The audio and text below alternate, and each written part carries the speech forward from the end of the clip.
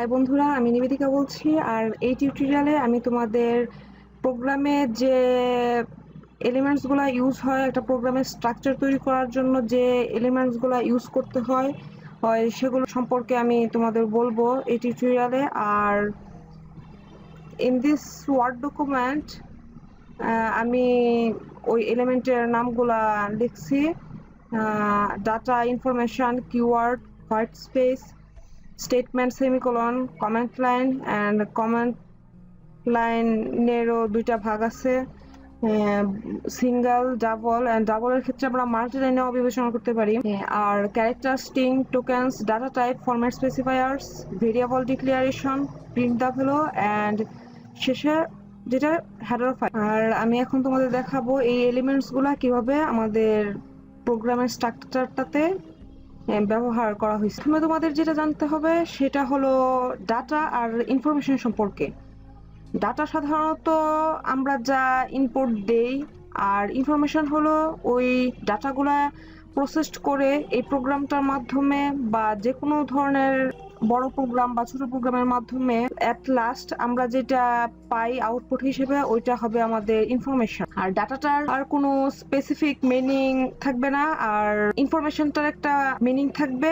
আর এখন আমরা জানবো কিওয়ার্ডস আর হোয়াইট স্পেস সম্পর্কে। কিওয়ার্ড হলো ওই ওয়ার্ডগুলা যেগুলা সি কম্পাইলারে রিজার্ভ হিসেবে থাকে, আর ওইগুলো আমরা চেঞ্জ করতে পারবো না, ওইগুলা বিল্ট ইন হিসেবেই কম্পাইলারের মাঝে স্টোরড থাকে। যেমন এখানে এই ইন্ট লেখাটাও একটা কিওয়ার্ড, এন্ড এটা আমরা চেঞ্জ করতে পারবো না, বা এটা বড় হাতের অক্ষরেও লেখা যাবে না, যেহেতু সি কেস সেনসিটিভ হিসেবে কাজ করে। দেন এখানে সবগুলা ওয়ার্ড ছোট হাতে লিখতে হবে। আর হোয়াইট স্পেসটা সাধারণ স্পেসের মতোই কাজ করে, বাট প্রোগ্রামিং এর যখন আমরা ওই হোয়াইট স্পেস বা স্পেসটা ইউজ করব, দেন ওইটার একটা মিনিং থাকে, আর এটা একটা স্পেসিফিক জায়গা দখল করে আমাদের র্যামে। সো এটার যেহেতু একটা মিনিং আছে, তাই আমরা যদি এখানে স্টেটমেন্টে হোয়াইট স্পেস ইউজ করি, দেন এটার জন্য একটা ভ্যালু নির্দেশ করবে। বা নাও অ্যাবাউট দ্য স্টেটমেন্ট, হেয়ার তোমরা দেখতে পাবা যে আমি স্টেটমেন্ট আর সেমিকোলন কথাটা লিখছি, আর এই স্টেটমেন্টটা এই লাইনে ইউজ হয়েছে। এতটুক অংশটাকে আমরা স্টেটমেন্ট ধরতে পারি। স্টেটমেন্টটা অবশ্যই সেমিকোলনের মাধ্যমে শেষ করতে হবে। সব লাইনের শেষে আমরা এখানে সেমিকোলন গুলো ইউজ করব, যেভাবে এখানে ইউজ করছি।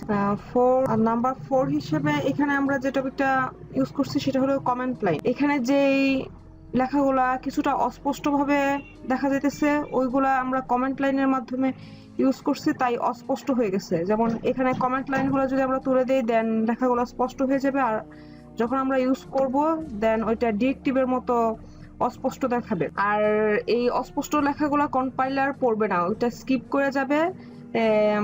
যদি আমরা কোনো ব্রিফিং বা ওই প্রোগ্রামে কোনো লেখা কি কারণে ইউজ করছি ওইটা সম্পর্কে যদি আমরা একটা ছোট ব্রিফ ইউজ করতে চাই, দেন ওইটার সাথে আমরা কমেন্ট লাইন ইউজ করে অ্যাড করে দিতে পারি। আর যদি এক লাইনে এই স্টেটমেন্টগুলো বা ব্রিফিংগুলো ইউজ করি, দেন সিঙ্গেল লাইন কমেন্ট ইউজ করব।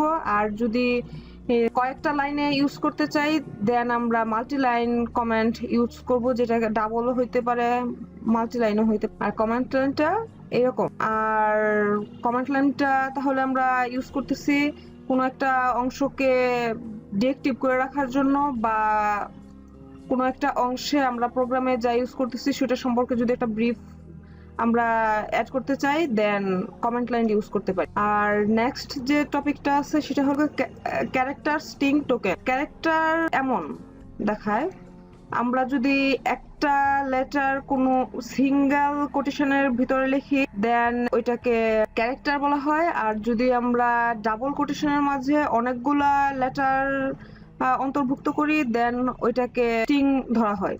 আর টোকেন হলো স্মলেস্ট পার্ট গুলা, এভরি স্মলেস্ট পার্ট, আমরা ছোট ছোট যে অংশগুলা প্রোগ্রামে ইউজ করতেছি, সব ছোট পার্ট গুলাকে একটা টোকেন হিসেবে আমরা ধরতে পারি। ডাটা টাইপ আর ফরম্যাট স্পেসিফায়ার্স। ডাটা টাইপ গুলা এমন দেখতে, যেমন সি প্রোগ্রামে আমরা ব্যবহার করার ক্ষেত্রে বা সি প্রোগ্রাম তৈরি করার ক্ষেত্রে মূলত এই 4টা ফরম্যাট স্পেসিফায়ারই ইউজ করি।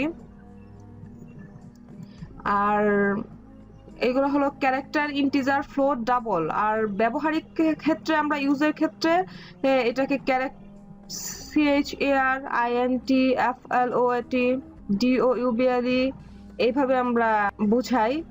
আর এইগুলো হলো এই ডাটা টাইপগুলোর ফরম্যাট স্পেসিফায়ার। এগুলোর সাহায্যে আমরা বুঝতে পারবো যে আমরা যে ডাটাটা ইনপুট নিতেছি সিস্টেমে ওইটা কোন ধরনের ডাটাকে নির্দেশ করে।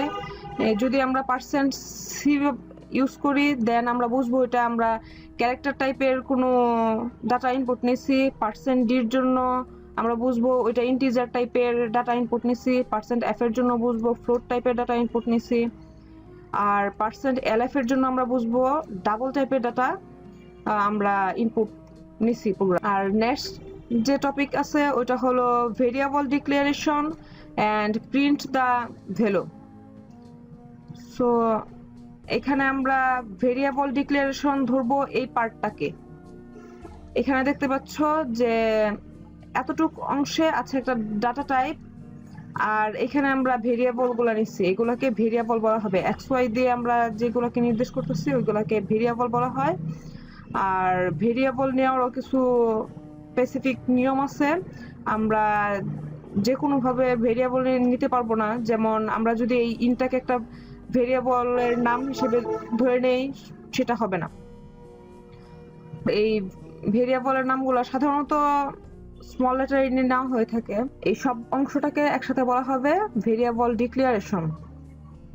এটা একটা ভেরিয়েবল, এটার ডাটা টাইপ দিয়ে ওইটাকে আমরা ডিক্লেয়ার করলাম। প্রিন্ট দা ভ্যালু এখানে লেখাটার মাধ্যমে দেওয়া আছে, আর এর মাধ্যমে বোঝানো হচ্ছে যে এই লাইনে আমরা যা লিখবো ওইটা আমরা প্রিন্ট করার জন্য লিখতেছি।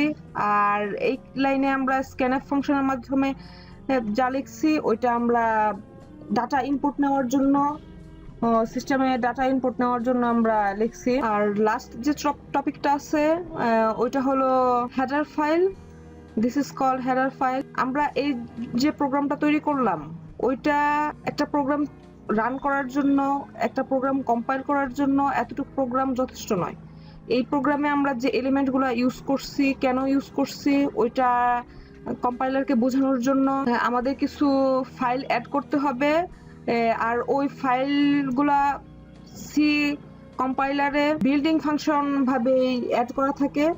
আমাদের জাস্ট আমরা প্রোগ্রামটা তৈরি করার সময় আমরা এখানে এই প্রোগ্রাম তৈরি করার জন্য যেগুলা হেডার ফাইল অ্যাড করতে হয় ওটা জাস্ট লিংক করে দিলেই হয়ে যাবে। আর আমরা এখানে যে ফাংশনটা ইউজ করছি ওটার জন্য আমাদের এখানে stdio.h নামের হেডার ফাইলটা ইউজ করছি, যেটা স্ট্যান্ডার্ড ইনপুট আউটপুট ফাংশনটাকে নির্দেশ করে। যেহেতু আমরা এখানে ইনপুট নিছি আর প্রিন্ট করার জন্য আউটপুট চাওয়ার জন্য একটা স্টেটমেন্ট ইউজ করছি, ওটার জন্য আমরা stdio. এই হেডার ফাইলটা ইউজ করছি। আর আমরা যখন অন্যান্য প্রোগ্রাম বা অন্যান্য ইনস্ট্রাকশন দিব তখন আমরা অন্যান্য হেডার ফাইলগুলা ইউজ করতে পারি। আর এখন আমরা এই প্রোগ্রামটাকে কম্পাইল করার চেষ্টা করব। Here goes.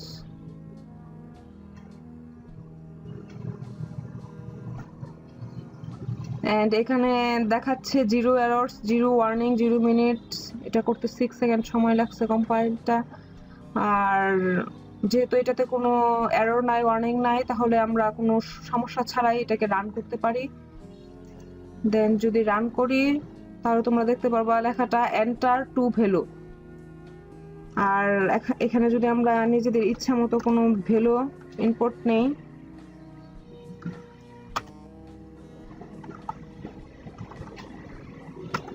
এন্টার দেই, তাহলে এইখানে যে আমরা লেখাটা দেখছি এখানে আবার ওটার পুনরাবৃত্তি দেখতে পাচ্ছি। কারণ এখানে আমরা কোনো অপারেশন করার জন্য কোনো ইনস্ট্রাকশন দেই নাই, জাস্ট এখানে যা আমরা ইনপুট দিতেছি ওইটা প্রিন্ট করার জন্যই একটা প্রোগ্রাম লিখছি। আমরা কিভাবে আরো ইনস্ট্রাকশন অ্যাড করতে পারি প্রোগ্রামে আর কি বিভিন্ন অপারেশন করতে পারি এই প্রোগ্রামের সাহায্যে, ওইটা আমরা নেক্সট টিউটোরিয়ালে দেখব।